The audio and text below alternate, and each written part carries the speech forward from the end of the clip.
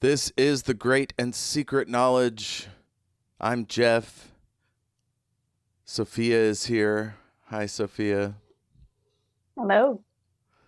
Welcome back to the program. It's always lovely to have you here. How have you been? It's been, maybe a week? Yeah, I think so. I've been pretty tired because it's getting dark here, but I also feel it's normal, hibernation. But I don't know, it's getting close to Christmas, and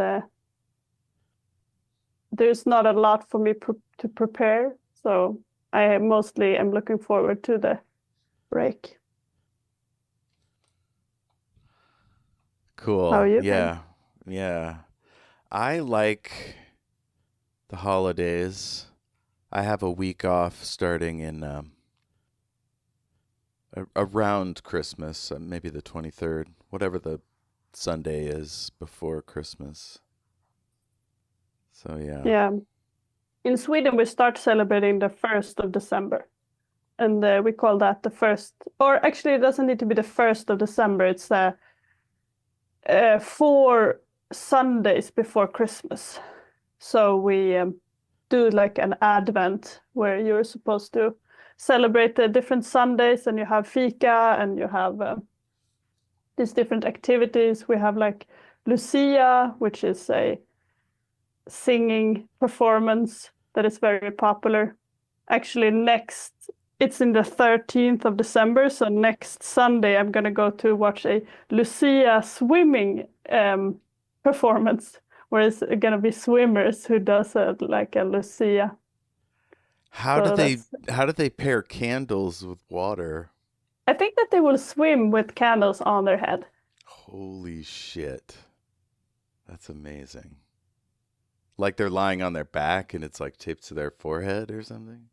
Good question. I think that they will be maybe that they're swimming on their back and they have them like on the back of their head. Or not on their back, they're swimming, breaststrokes. Oh, like they'd be pointed up. Yeah, I think so. Okay. Wow. That's some weird Busby Berkeley business. Busby Berkeley business.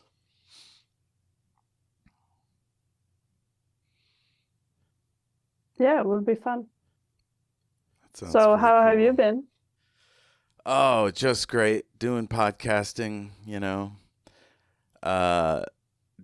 doing battery replacement.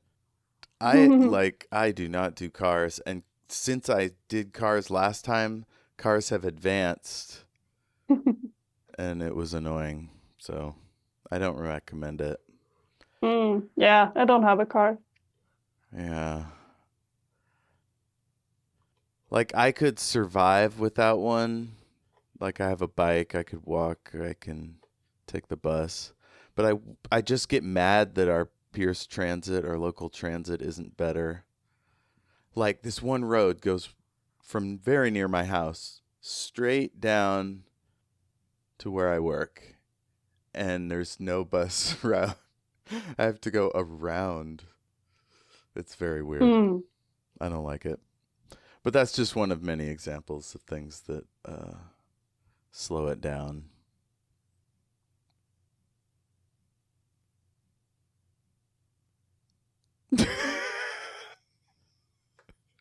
I was just thinking about transit, seeing how long that quiet pause would carry forward. Let's talk about the Vor Game, Chapter 6 and 7. Chapter 6, it's autumn in Vorbarr Sultana. We learn that there are trees imported from Earth. It sounds really pretty. Miles glimpsed one such tree, an earth maple, with carnelian leaves and a silver-gray trunk across the street. Then the door closed. Miles held that tree before his mind's eye, trying to memorize it, just in case he never saw it again.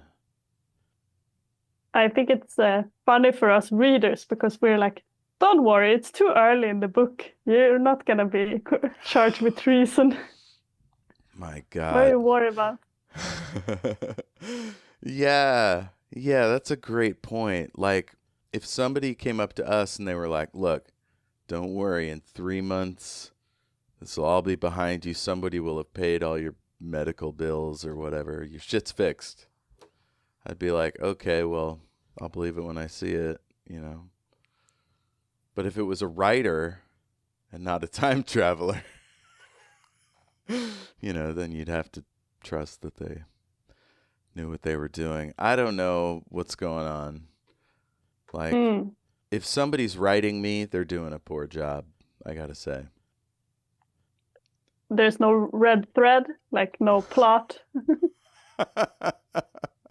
It's just one damn thing after another. So he's taken upstairs in impsec, Imperial Security, to see the boss, Simon Illyan. Overhult is there. He's unsure about leaving Miles alone with Simon, which I thought was interesting. Like, maybe it's not protocol, or maybe he thinks Miles could be dangerous. Simon is unconcerned. Maybe because just the, like you said, protocols. I would say maybe it's like a routine if someone is detained for some reason that you're supposed to have guards. Yeah. Anytime something like that happens, I just assume it's Vor privilege and that's what other people will think. Like, oh sure, this little guy can meet the boss alone. He looks like absolute shit. Simon looks him over, and it gives Miles this vague feeling of deja vu. And this, I think, was an Easter egg for those who've read The Warrior's Apprentice. It was something he was thinking in his head. I'm going to pull up that chapter. So, Simon Illyan, chief of Barryaran Imperial Security, crossed his arms and looked Miles over slowly, from head to toe and back again. It gave Miles a skewed sense of deja vu. So I'm not sure why that is. I feel like that's an Easter egg she put in here to remind us of something.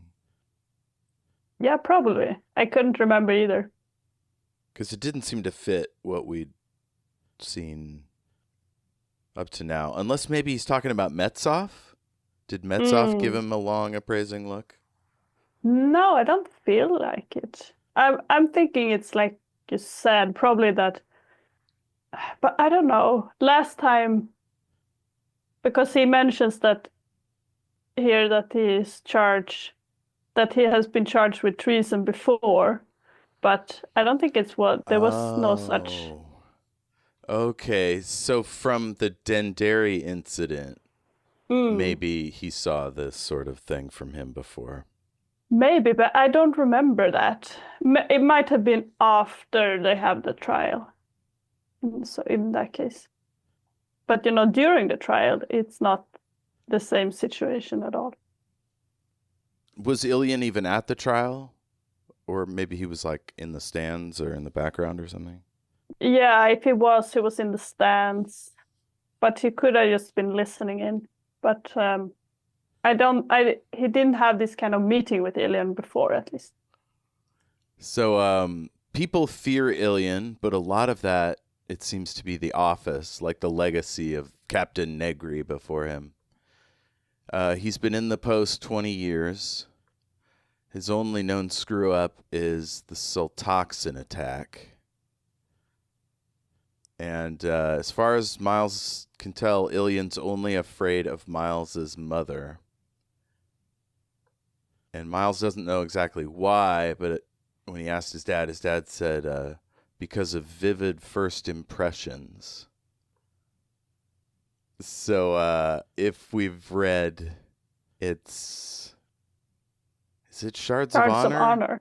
Yeah. Yeah. She does some shit that is out of pocket and completely bananas, and she wins the day. And so that's when Illyan met her. Let's see. Impressions plural. I couldn't remember if like she met him twice. I don't know exactly what, or if he meant their first impressions of one another. I'm not sure. Yeah, I would say probably like all of the events in Shards of Honor, probably. Like it doesn't need to be the very first time they met, but just the general feel of it. So Miles used to call him Uncle Simon, and now he calls him Sir. Simon looks utterly exhausted. The facts appear to be mutating every 40 minutes, like bacteria. I don't suppose you could have picked some more public way to self-destruct? Attempted to assassinate the Emperor with your pocket knife during the birthday review, say? Or sexually assaulted a sheep in the Great Square during rush hour? I altered the language there a little bit. It is amazing how in 1990... Bujold's just out here making sheep rape jokes. My goodness. Anyway, he is busting Miles's balls. He doesn't understand how Miles could have betrayed his father like this. And Miles doesn't think he really did. This is when Count Vorkosigan and his aide walk in. I was just gonna say about the betrayal, it feels a little bit, it feels like Simon would be more, I don't know, he seems to have jumped the gun a little bit. He's just like, oh, what have you done? It's all your fault. And then, but like you said, there's no, maybe he has personal feelings about it. That's why he's upset. It's not like he's letting his personal feeling cloud his judgment.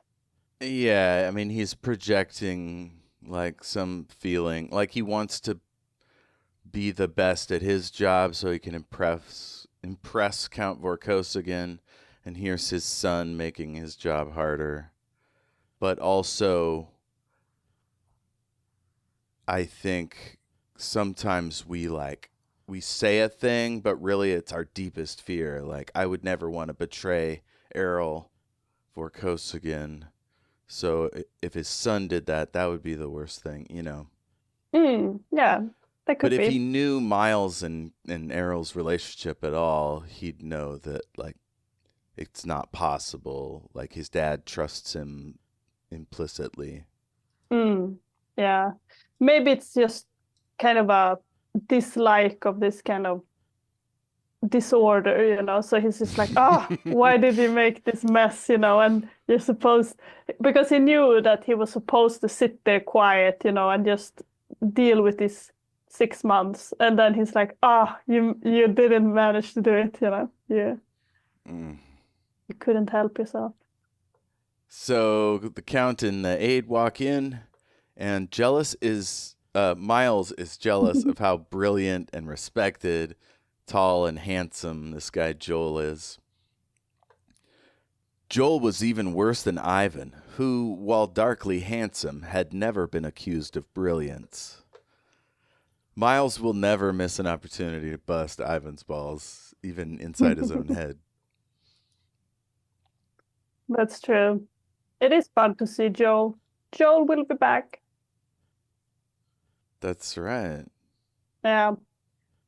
It's funny for someone reading this the first time. I am certain that they will not remember having read about Joel here, and they would be surprised if they come back to it later and they're like, oh, he's there. So But Simon turned. Oh, go ahead. yeah, I just wanted to say one of the things that I've seen fans talk about that are deep diving into these books is that they say here that Vorkosigan is like middle height, and then Miles is always going on about like, oh, if I had not been hurt, I would have been the same height as Ivan. But I think if Vorkosigan is maybe not particularly tall, maybe he would also be middle height. His mom's tall, but yeah, his dad's like 5'9", 5'10", 5'11", nothing fancy. And it's all relative too. We don't know what's standard on Bear Yard. They might like 4 feet might be the standard. 12. I I don't think it's probably like the European mean or whatever. What's next? Simon turns off the recording equipment. Miles's dad hugs him. I thought that was quite touching. Miles explains the incident, and Count Vorkosigan's fiddling with his light pen. Miles is annoyed by this, and his dad must have noticed his reaction because he put it away, right? So I think he's cognizant of his actions and doesn't want to annoy his subordinates or his son, which is like a big contrast with Metsov, who does not seem to care about people's feelings. Yeah, that's true. Unless the Count was just tired of fiddling with his pencil or whatever, then.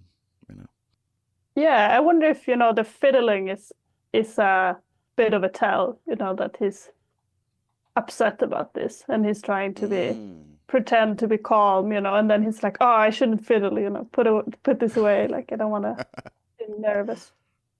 Yeah. Well, if he's the highest ranking person in the room too, I think there's an expectation to like hold your shit together and not fuss about. He is furious that Metsov Dragoon trainees for the firing squad. General Metsov, by your account, said Admiral Vorkosigan, dragged a platoon of 18-year-olds into what came within a hair of being a mass torture murder. Miles nodded in memory, his body still twinged with assorted agonies. For that sin, there is no hole deep enough to hide him from my wrath. Metsov will be taken care of, all right. Hell yeah. Get him, Errol. Yeah. Miles explains that half the techs were Greekies, the local Greek population, and Illyan is stunned to see that Metsov had no concern for the political fallout that would happen if it was reported that they were misjudged or killed. Miles says he thought it would be a problem, but he wasn't actually conscious of it until after the fact. And I'm just confused, like, which was it? Like, I don't know. I feel like he lets people make him seem smarter than he is. Anyway, it occurred to me that if I died with them, at least it would be crystal clear that it hadn't been some plot of your government or the Vor oligarchy, so that if I lived, I won, and if I died, I won too, or at least served. Strategy of sorts. Yeah. Strategy. He asks if he'll be charged with treason. Illyan says no. He mentions it's the second time. He plans to hide Miles until all this blows over. Miles asks for mercy for the mutineers since they were all in it together. And The Count explains that if he lets them off, Miles's career will be ruined. Miles exhaled a long breath. In a weird sense, they were my men. Do it. Kill the charges. Will you resign your commission then? Demanded Illyan. He looked sick. Miles felt sick, nauseous, and cold. I will. Ugh, my heart broke for Miles. Yeah. I'm thinking this time, is this when he talks about how this is what he wanted? Or if not, he talked about it before, that he had been set on this for so long, and like talking about how his his grandfather and his father, and he was gonna follow in their footsteps. Mm. But it made me wonder, actually, if Miles was in our time, in our society, what job do you think he would have? Well, it's unfair because Miles wants to be in the Navy, like, or an astronaut. That's all he wants, you know. But we don't have Vor, right? So that would free him up if he didn't represent some, minor wing of a noble party or something. Yeah, yeah, it would depend on his family situation. But I was more thinking about, that sure, he wants to be, like you said, he wants to go out in space and he's tied to his family's expectations. But I also feel like it's important for him to do something that is very, I guess he wants to do dangerous things, but he's also very constrained by his physical, disabilities. And so I was trying to think, like, what kind of jobs would there be where you would have a like physical disability, but you would also do something that's very physically dangerous? And I couldn't think of anything, actually. I mean, that's the great tension in it, right? Is that he's so damn capable, but he's got that one critical weakness, which is he can't take a punch, or he's down for the count. Hmm. Yeah, most jobs that require a fit, you know, fully functioning sort of forearm. I mean, two arm, two leg. What do they call it? Like, I don't know. I'm trying to think of the non-ableist way to say normal, but you know, You could say either you could say able-bodied, or you could say that not able, yet. yeah, the Yeah. able-bodied Or people. Those are jobs like firefighter, police officer, I don't know, sea captain. I don't know. There's jobs where you need to like yank on things and twist things and work in all weather, hmm. but those would also be hard for him. But he also Yeah. has the best health care money can buy, so that frees him up a bit.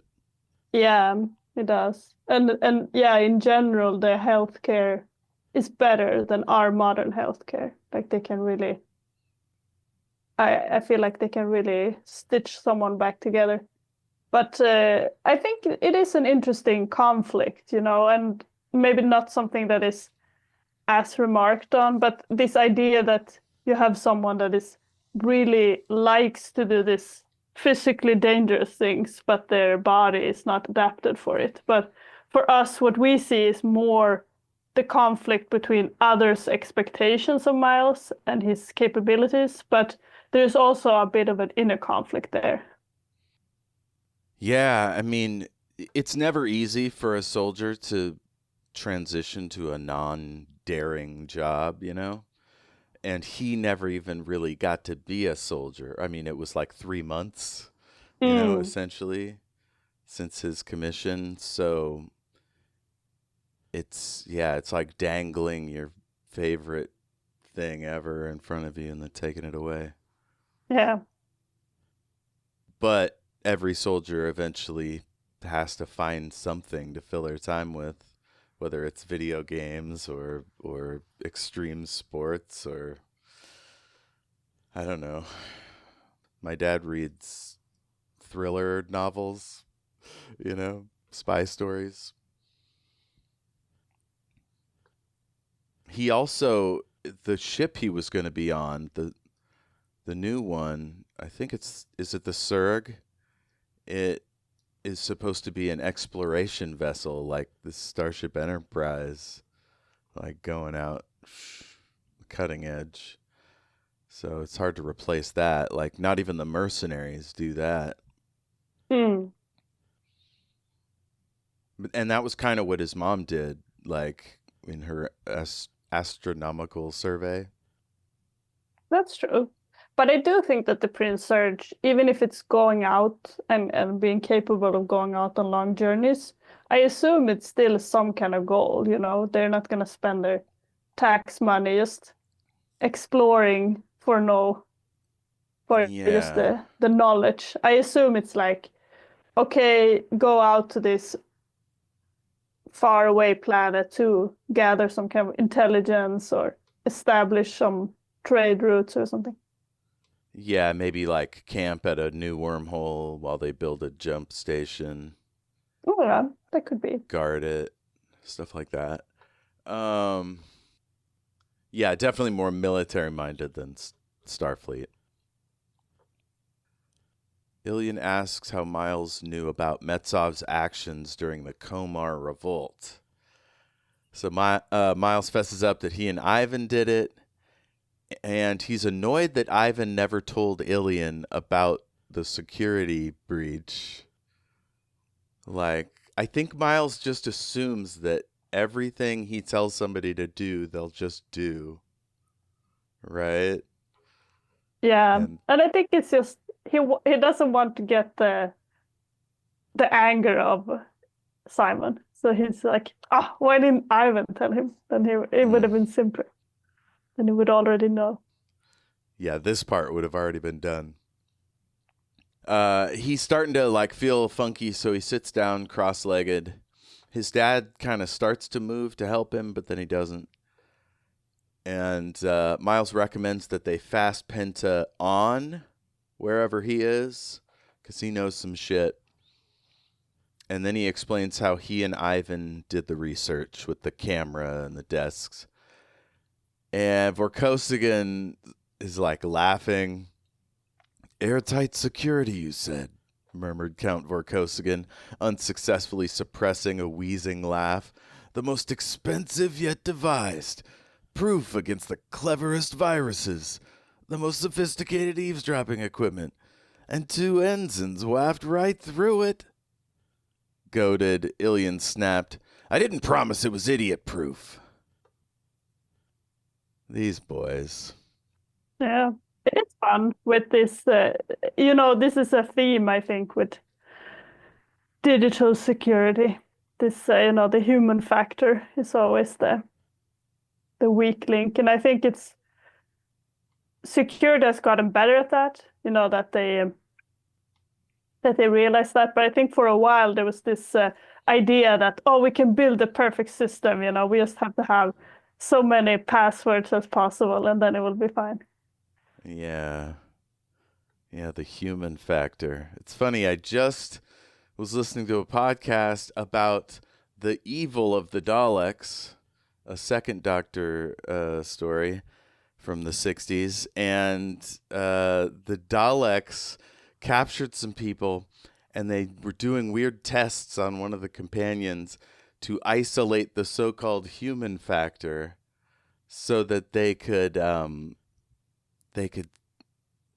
it was the weirdest thing. So they could genetically upgrade the Daleks to be more violent or whatever, but in truth, they just wanted to know what it was in humans that makes them fight back so they could cut it out. It was very Mm, tricksy, those naughty Daleks. yeah, that's Anywho, tricky. I just wanted to say about what you mentioned before about, you know, Vorkosigan not wanting to, I guess, help his son, when he's like feeling bad. And I think it's interesting dynamic, but I don't have anything more to say about it, but just, He's trying to be like, oh no, he's fine, he's fine. Like I don't need to help him. Yeah. Illyan's so over Miles's bullshit. This, on top of your earlier escapade with those damned mercenaries, on top of it all, house arrest isn't enough. I won't sleep through the night till I have you locked in a cell with your hands tied behind your back. Count Vorkosigan proposes that Illyan bring Miles into impsec. Illyan realizes no one will tolerate being his boss except himself. Count Vorkosigan says, none that I could in honor lean on to take him, excepting yourself. I have always, Count Vorkosigan flashed a peculiar grin, leaned on you, Simon. So they plan to hide him, a true exile, but not disgrace. Security can use his talents. Security more than any other department needs his talents.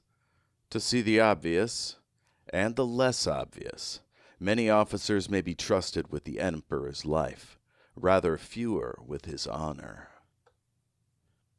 I don't know why every time honor comes up in these books, I'm like, yeah, Miles has honor, whatever that is.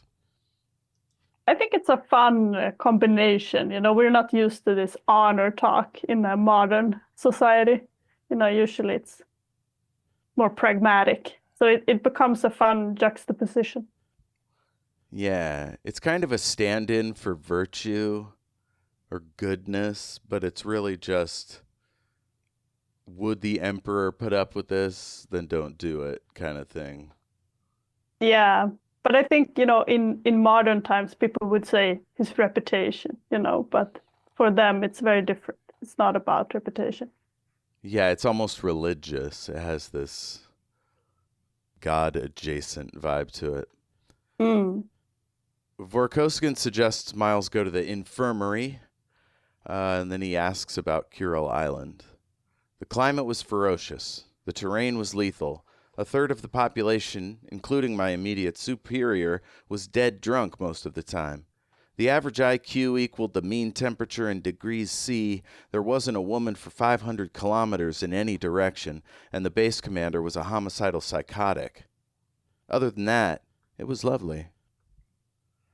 Miles is surprised to learn Count Vorkosigan once commanded the base. How'd you like it? I can't remember much. I was drunk most of the time. Everybody finds their own way of dealing with Camp Permafrost. I might say you did rather better than I. I'm intrigued. I want to know more. What happened at Camp Permafrost? You want that short story? Yeah. Miles doesn't ask that question. He asks one more. Miles looked up at his father. Did I do the right thing, sir, last night? Yes, said the Count simply. A right thing. Perhaps not the best of all possible right things. 3 days from now you may think of a cleverer tactic, but you were the man on the ground at the time. I try not to second-guess my field commanders. Miles's heart rose in his aching chest for the first time since he'd left Kuril Island. He nodded, satisfied. So Miles goes downstairs to the infirmary. The surgeon is awed by Count Vorkosigan. And Miles thinks about the real Vorkosigan, the one who came home for lunch every day to spend quality time with his son.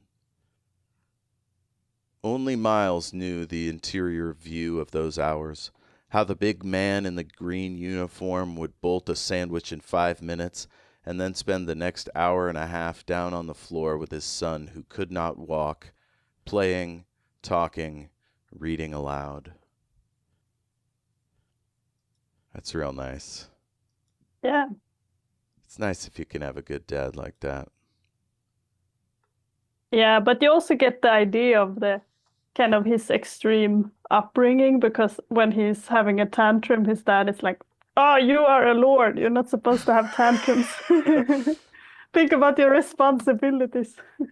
You are Vor. You must not frighten your liege people with this show of uncontrol Lord Miles. That's like how my dad tried to embarrass me by saying he was embarrassing us when I was wiggling in the church pew. Mm-hmm. It's fucking mind games. But, I mean, what are you supposed to do with a wiggly child in church? I don't know. Don't go to church. Whatever. Miles realizes that with Count Vorkosigan in his life, no wonder he wasn't awed by Metsov. He's treated for 5 days in the infirmary and then cut loose. Why can't I go home? Miles complained to his mother on her next visit. Nobody's telling me anything. If I'm not under arrest, why can't I take home leave? If I am under arrest, why aren't the doors locked? I feel like I'm in limbo. Countess Cordelia Vorkosigan vented an unladylike snort.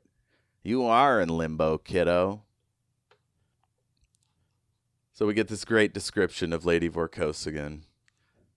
He thinks about how she was a captain on an astronomical survey. And I'm talking like a Baton now. An explorer, brave, she moves through Barryaran society with aplomb. It was the casual fearlessness, Miles decided, that made his mother so unsettling. Ugh, Cordelia Naismith. She's so rad. I'd Yeah. watch a Cordelia TV show for sure. That would be great. Her, like, maybe flashing back between her survey days and her marriage, you know, kind of an English patient, dual track sort of thing. Oh yeah, that could be fun. I was thinking about, if they ever did a Vorkosigan TV show, then it would be hard to do it with the actors, because generally you want the same actors throughout. You have to have enough material for them to be able to keep them around so that they don't find other jobs. So I was thinking that probably they would do some kind of dual story where they would tell Miles' story, and in parallel they will tell the story of Cordelia's point of view books.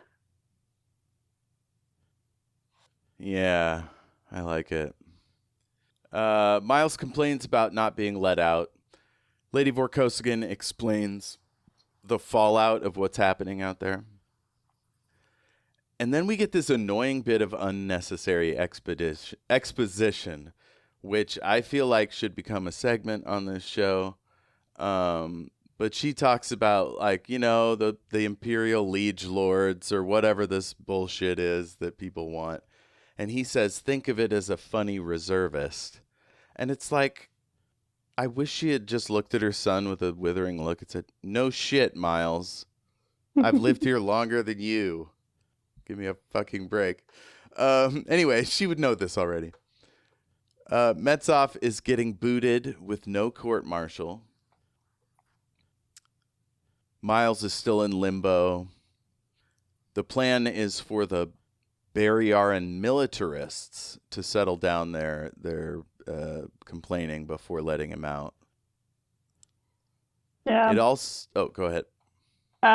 Also, his mom wants him to change careers. She's like, "Are you sure you want to be in the military? You could do anything." Hell yeah. She Hell doesn't want yeah. him to be there. He says, it all seems so unreal. He hunched back into his pillow. I only wanted to serve. And yeah, that's when she says he could give up the Vorness and go see the galaxy. And then he counters with, why don't you do that? And she says, ah. She smiled bleakly at the touche. Some people's needs are more compelling than guns. So, yeah, we really have to sit with this theme of, like, life gives us curveballs and other cliches, we just have to accept it. Life gives us lemonade curveballs. Wait, lemon flavored curveballs. Oh boy. Carved lemons. Yes, curved lemons. Curvy lemons. It turns out the Count can't come to see him again. He's having to make it look like he's angry. And then we get another bit of unnecessary exposition, where it's something about the Errol's high hopes in Miles around his congenital injuries. And it's like obvious both of these two have talked about this before. Like you wouldn't say he had high hopes in you, especially, like you might like point at your hips or something, the bone thing. But it's like I don't know. It's like she's a teacher giving a lecture. Yeah, it does seem a little bit unnatural that they would have this discussion, and they like you said, they would have talked about this before, but I But think this it's is just also, that's exposition. It's never easy to make it sound natural. yeah, and I think that what Bushel does here is that she really tries to put as much as possible of the exposition into the dialogue rather than to have Miles think it. And for us, maybe like it sounds like you might have preferred to have Miles think it because you would feel it's more natural that he would, reflect over it and that she would tell him something that they both already know. It's like, as you know, Bob, kind of thing. Mm-hmm. As you know. Miles sighed glumly. I want something to do. I want my clothes back. And then we get a little button on the episode where Ivan doesn't want Miles' limbo stuck on him and hangs up. Ah, man. Miles should be there hanging out with. I mean, Ivan should be there hanging out with Miles, like, instead of being a dick about it. I mean, they're practically brothers. He should behave better. Yeah, I suppose, but I also think maybe it's a complicated relationship because in the previous books we have been told that Miles is like, oh, I don't like Ivan, and then he's just like, oh, I want to talk to Ivan. It's like, oh, you have to decide. You can't just talk to him when you have nothing better to do, you know. So Miles is led to his protected witness's apartment. He thinks about being a political non-person. Was it possible life in limbo was having a chameleon effect, rendering him translucent? Like, once he starts getting philosophical, dude needs to get out. He has all his stuff from Kirill Island. He's looking around. Everything's ordinary. And he's sure there must be bugs all over the place. He doesn't have any neighbors.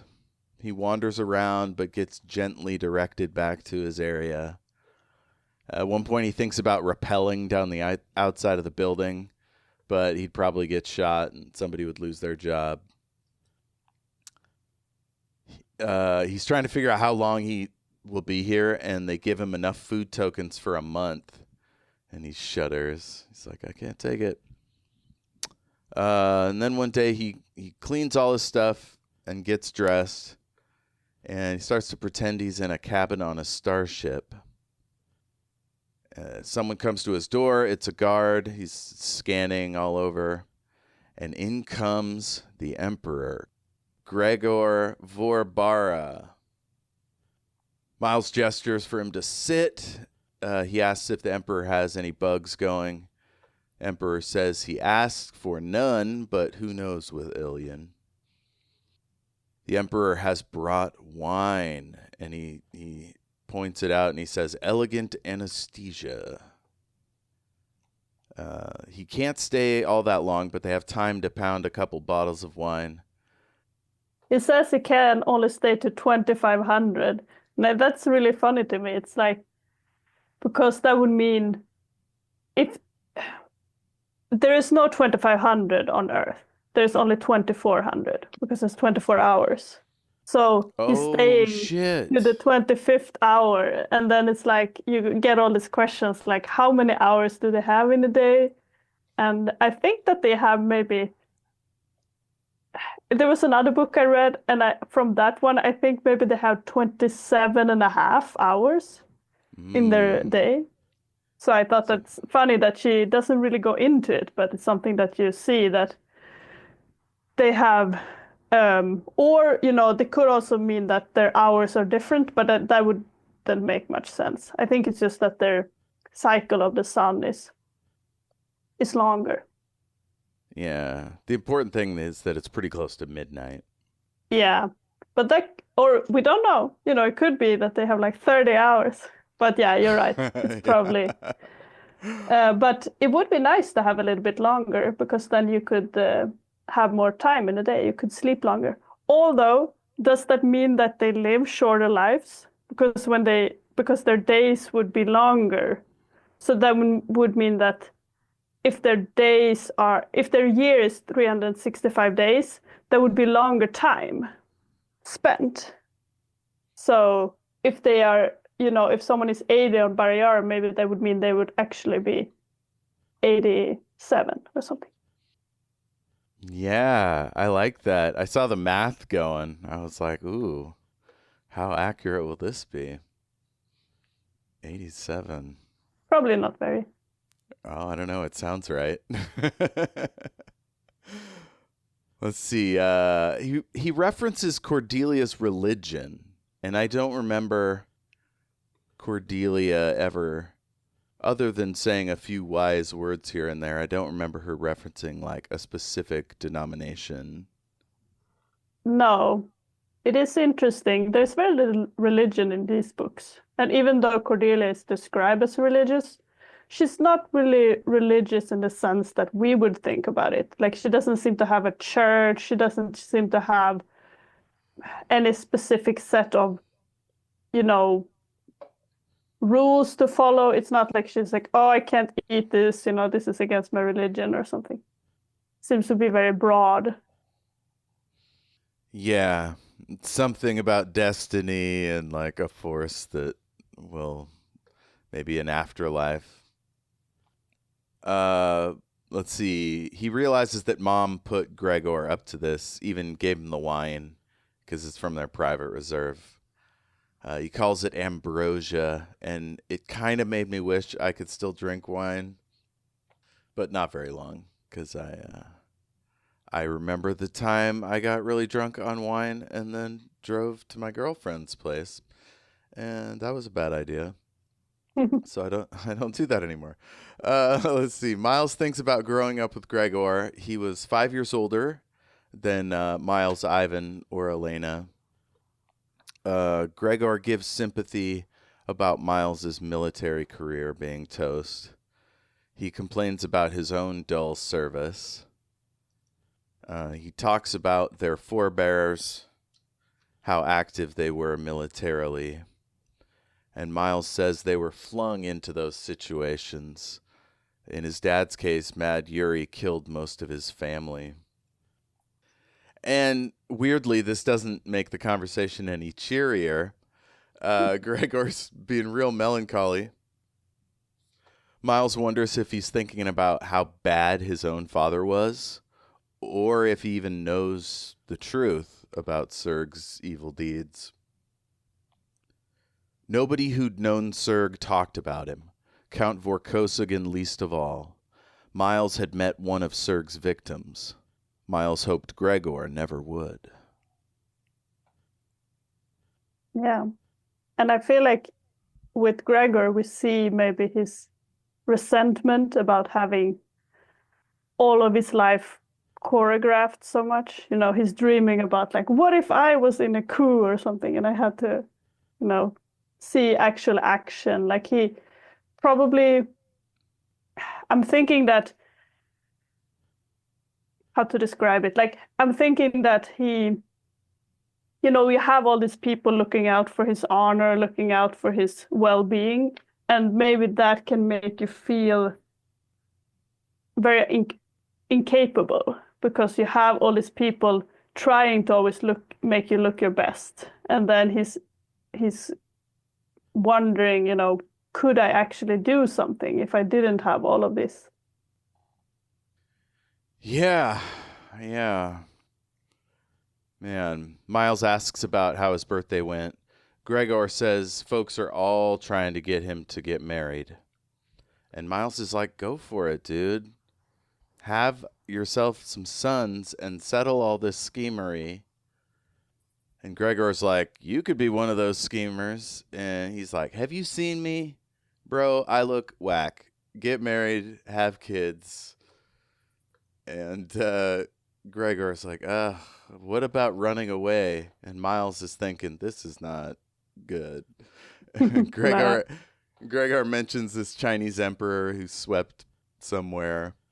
And Miles is like, dude, you're Vor. You can't wander off. This just isn't a thing. And he tries to distract him by playing Tactigo, even though he doesn't want to. Gregor Yeah. tries to beat Miles. Oh, about the Vor thing. Is it purely about breeding healthy children? Is that like the entire point of the Vor system?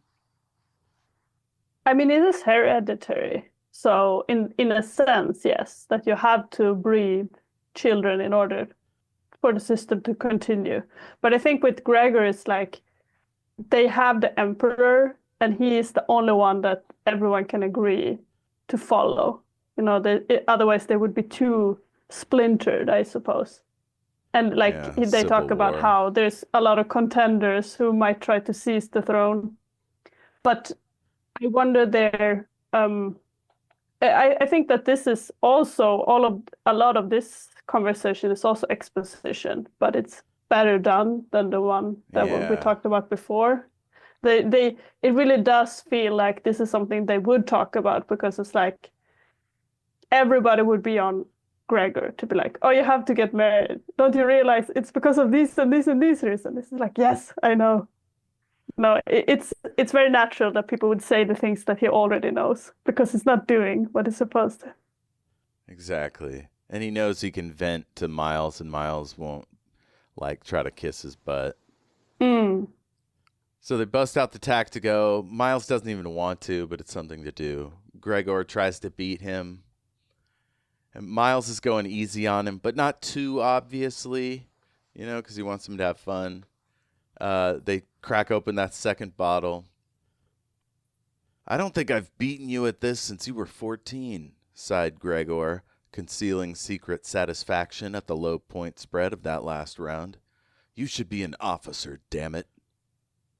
I thought it's funny that even when he doesn't really compete, he still wins. He's just like, oh, but I'm still gonna win. I'm not gonna let him win, of course. It's not even a question for him.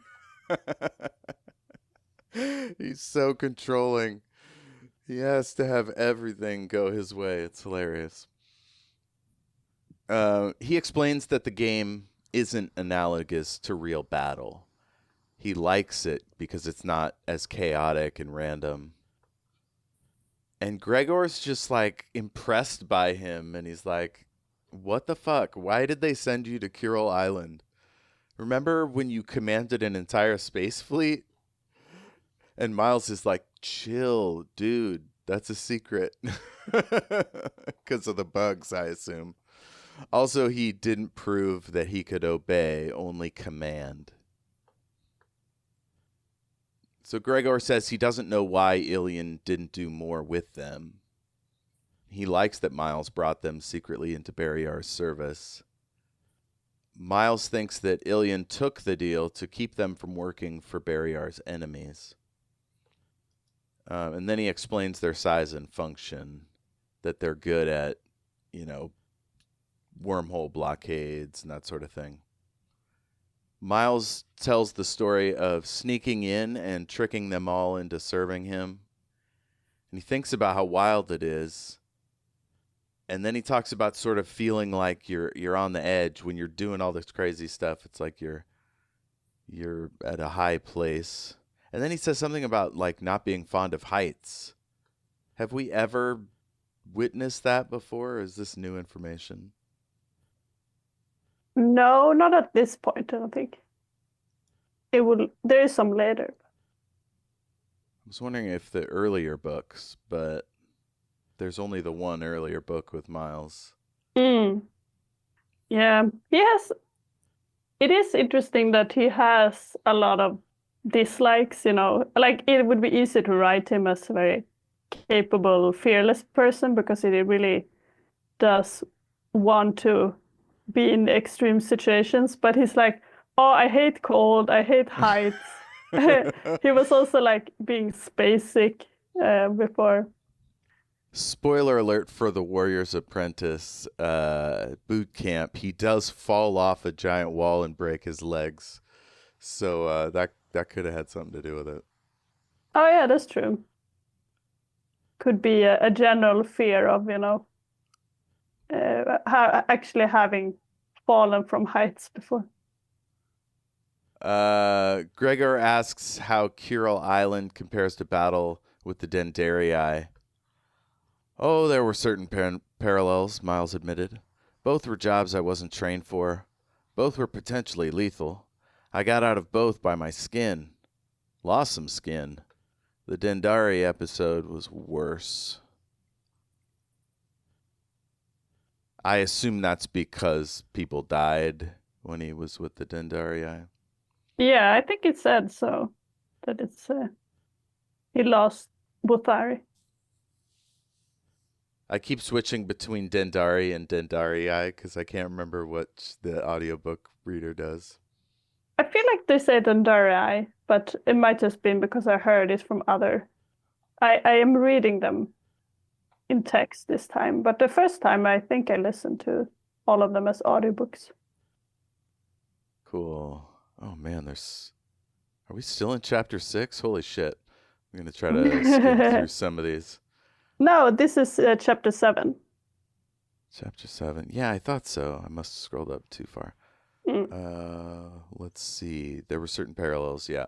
So Miles realizes he should have put on some music. The silence is oppressive. He feels the ceiling coming down on him. And he asks Gregor to get him out. Gregor admits that he feels compelled to do what Illyan and Vorkosigan suggest he needs to do.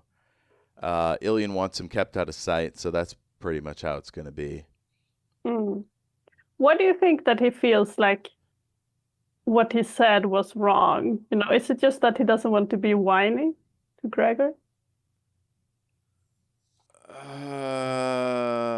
He's putting his friend in an uncomfortable position of having to choose his friend over his wise counsel. Oh, that's true. Maybe he's like, but I don't know. It just said he was like, oh, I said too much, and I thought it was more about revealing, his own feelings or something. But it could be like you said, he asked for something that he shouldn't really have asked for. It was not right for him to request that. I mean, it's an interesting idea, the thought that he would want to impress Gregor and not want to make a like faux pas or like expose himself, be too vulnerable. It's toxic masculinity, maybe. Oh yeah. It's something in that area. Yeah, I think it could be like he wants to put on a brave face, but I'm not sure if it like he was. I feel like it's something about it being Gregor, that he doesn't want to complain to him. Yeah. How much time? Damn it. If I don't get something to do soon, I'm going to be the first case of human spontaneous combustion recorded on vid. And I got to say, they still haven't gotten good video of this yet. How long has it been? Hundreds of years, surely. Surely somebody will have. I guess they didn't predict that everyone would have the internet in their phone, but yeah, surely if that's a real thing, somebody will catch it. Right? Yeah, It seems agree, to only ever happen with like heavy smokers who are bad drinkers who like melt into their chairs or whatever. I don't know, maybe he means that he will just, from sheer will, he will catch fire. Exactly. No, I get the analogy. It's just funny that we still don't have a good video. Miles is way drunk now. Says they're treating him like a mascot. Gregor is clearly drunk. He knocks over a stack of chips. Being a mascot isn't bad work if you can get it. He promises to talk to Illyan about it. Next, Miles gets a job. He's the administrative assistant to the guard commander for the building. And a month goes by, and he is so over it. He's wondering if he'll get out before winter fair, which is, I don't know, it's like Christmas, sort of. Yeah, it is. It's for me, it would be terrible to be inside for a month. But he wanted space duty, so I don't think that he can complain. Well, I mean, you can't be any more outside than in space, right? No, but you're inside the spaceship. It's gonna be the most inside you could ever be. There's no fresh air. All of it is artificial. I think we're gonna have to agree to disagree. He can complain about other things, but he's not gonna be in space. He's gonna be inside the ship. Yeah. What I mean is, like, he doesn't get to be outside in a atmosphere, and but he didn't want that, so then he cannot complain about that. Yeah, what is he doing complaining? Pull your shit together, Miles. So he another month goes by. He starts to watch every training video in the library. He gets about halfway through all of them before being called to Illyan's office. There he meets his superior, Captain Ungari, who is a specialist in military evaluation. Illyan surprises Miles, asking if he's gotten any news on the Dendarii mercenaries. Miles says he only got a birthday message from Elena, and Simon's like, yeah, I saw that. Simon then puts up a hollow display of wormholes and tells Miles to evaluate the scenario. Miles proves he's got the goods to analyze the data and complete an assessment, and this also conveniently introduces us to the locations that the story will be taking us. Yeah. A bit of table setting. And a kind of an exposition as well. Getting definitely into that dialogue.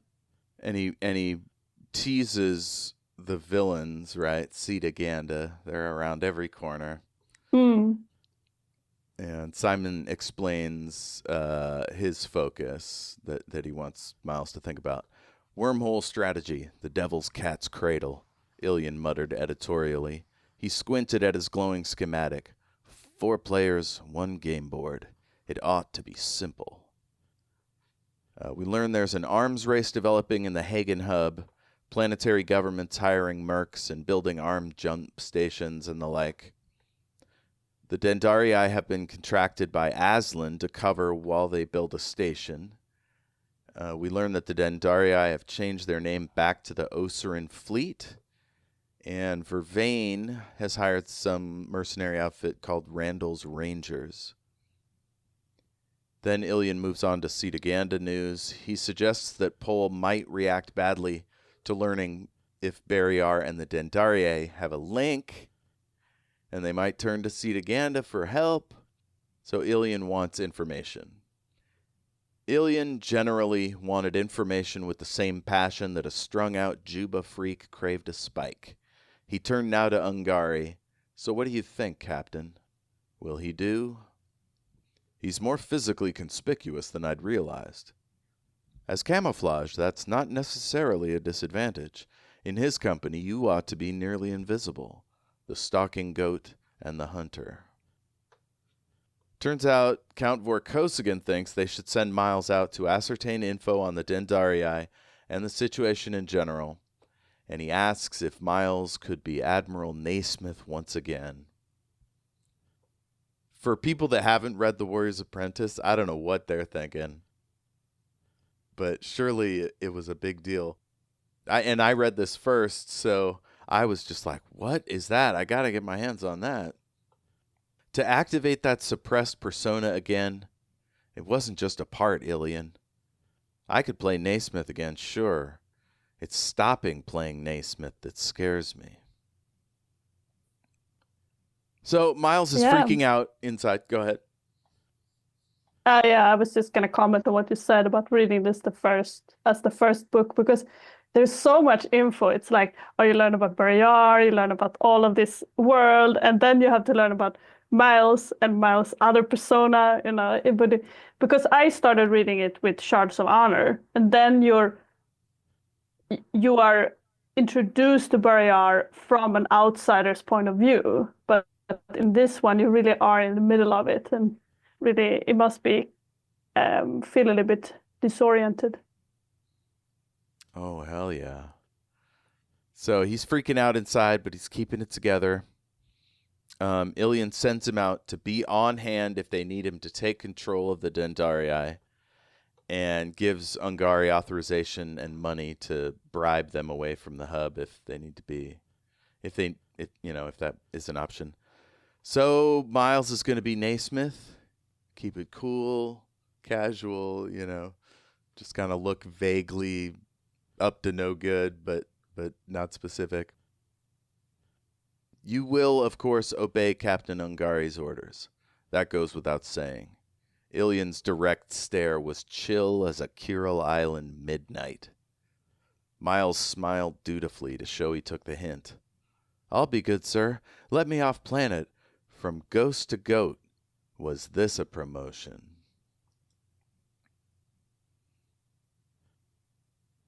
Man, Yeah. he gets to go to space. He's going back. Oh, man. How exciting. I'm still trying to think of if it's like the space itself or the implications of going to space. I think the problem is that I don't want to go to space. So whenever people are like, oh, I want to go to space, I'm like, why? There's no air there. Just out there where there's nothing. Like, even if you're a sea sailor, there's still waves and shit. You can still get the breeze, and there's fish and whales and stuff. It's like being in a submarine, except that you never resurface, or except when you land, of course. It is like a submarine. Although on a submarine, you could occasionally, like, zoom in the camera on some fishies or whatever. Maybe. Depends on how dark it is. Yeah, and if you're running silent because you're on a deep patrol. Yeah. I like those episodes of space TV shows where it's like a submarine battle. There's a good one kind of in feels Picard. like it. Yeah, in Picard season 3, they're in this nebula, and the enemy ship will like show up suddenly, and they're like, "No." There is an episode in The Expanse in season 3, which is very influenced by a submarine movie, and it's very similar. Like a lot of the dynamics between the different people and like people trying to mutiny and stuff. Wait, is that when the Martians are on the ship and they're like, "This is the Tachi"? No, it's the one where they are okay, now I'm trying to think. It's hard to summarize, but it's like they have this standoff on a bridge, and it's not on the Rocinante, it's on another ship. And I think it's I'm trying to think of what is the original movie. I think it's maybe The Hunt for Red October. That is the movie that influenced it. That's a great film. Wow. Well, for a chapter that's basically just a dude stuck in a building for 2 months, it's pretty up and down roller coaster. Really getting into the emotions and the worries for the future. Yeah, it is. And it is, the dialogue is so good, so every time you're like, oh, this is the dialogue with his dad, this is the dialogue with Gregor. And then it's really exciting, man. even though they only just talk about really some things that it's not like they are revealing all these new things. It's just like, it's so interesting to see what is Gregor's mind space, what is he feeling? Yeah, I feel like a Gregor a lot of the time. Like, oh God, I gotta do the right thing, like he just wants to go. Whereas when I was 25, like I could have, but I just didn't. Instead, I got married and stayed there for 10 years. You could have, you mean you could have escaped and pushed a broom, or what could you have done? Yeah, whatever. Like gotten out of the state, Mm. but I've just not the adventurous, ambitious type like Miles. I don't think he could have put up with all that. Yeah, I was thinking about this when, when Gregor talks about, oh, I want to escape and, be like the escaped emperor of China. And Miles is just like, ah, you're war, and he's not very sympathetic. He doesn't have like, yeah, I understand why you would feel that, he's just very dismissive of it. And it made me think about in the previous book when he's kind of going off on his own adventure and he doesn't consider that like it's not that maybe he's escaping, but he does do something that is not at all connected to his war duties. Like his dad said, oh, you could stay, and learn some. Maybe I'm going too much into the previous book, but what I mean is that I feel like Miles is a little bit hypocritical when he only says like, "Oh, you're war. This is your duty," rather than to be like, it's more about a practical thing. I feel like. It's like he's a normal young guy for the most part, but when it comes to this Vor shit, like he will parrot basically whatever his dad told him it is, kind of thing. Even though, like you say, yeah, he nearly got tried for Lupulus's law in the last one. So, yeah, he should be a little more sensitive, which we may or may not find out later is was a choice that might have had an impact on Gregor's decisions going forward. We shall see. Once again, we can't really do predictions here, but if we had listener feedback at greatandsecretknowledge@gmail.com, well, you know what? There's no telling. We might go into all that right here. So let's troll the internet and find these listeners and check in. Get at us. What about recommendations? Do you have anything since last time we checked? Yeah, I actually did read a good book, or am reading it right now. It's called Kaikei, and it is. I will have to check the author, but it is a retelling of this old myth. It's let's see. I think it's Vaishnavi Patel, and it's like a retelling of this myth about this woman, and it's interesting because it's like one of those feminist retelling where it's like in the original, which I don't know, the woman I think was kind of evil, and then now we're getting it from her perspective, like why would she do this kind of actions? So it's a bit like Medea or God, Wicked. Yeah, I think so. And it's like this the myth is some Sanskrit old story. So it is I guess like a Hindu myth, I'm assuming. How do you pronounce, or I mean, how do you spell the name? The title of the book, Yeah. it's Kaikei.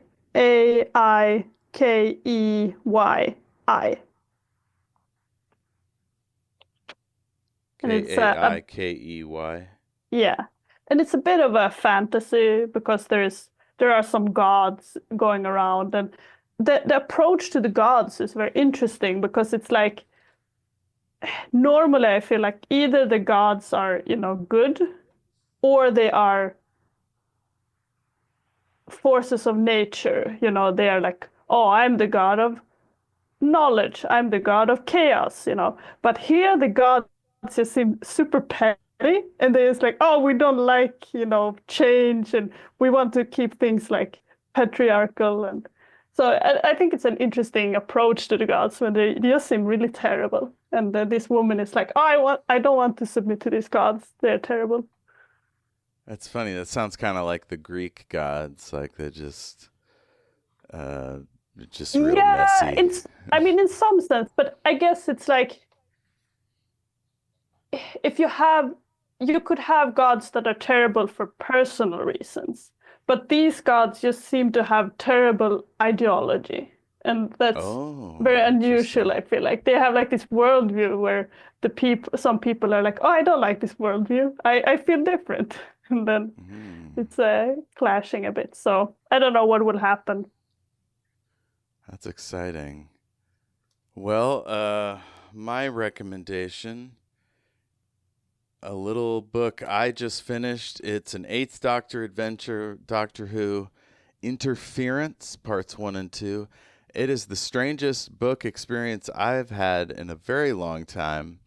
It's like, what if Doctor Who was in a literary fiction mashup? So, like, everything is very thought through and, like, philosophical, even as, like, there's explosions and guns and things. But there's just so much thought put into every little aspect of it. These books are out of print and pretty hard to find, so I used archive.org, and they have tons of Eighth Doctor adventures, so check those out. We've only ever seen the Eighth Doctor on TV in the TV movie from 1996, so it's a different kind of Doctor Who experience. That'll do it, I think. How should people don't contact you directly? They contact the show. We'll connect you. And that's great and secret knowledge at gmail.com. You can find me on all the socials at El Jefe Tacoma. Watch my Omniversal Escapades live stream every other Sunday. And we're on YouTube, archived, youtube.com/Omniversal Escapades. And we're off for the rest of the month of December, but we'll be back first week of December. So, it's a really good time. And then my actual play podcast, Shattered Worlds RPG. It's a sci-fi space opera experience. It's got wizards, robots, the whole deal. So check that out. I think that's it. The last thing, of course, is to find a good short quote to finish the episode. I may have one. Do you have any ideas? No, I didn't prepare anything. Let's see here. I could look at the one that I saved, but let me know if you. I want something to do. I want my clothes back. Some people's needs are more compelling than guns. Yeah, a good one. And read Shards of Honor to find out why. Because Cordelia Naismith had an interesting life. And it's still going, obviously, at this point in the story. She was in that scene. Anywho, thanks for listening. We'll see y'all real soon. Hej då! Bye.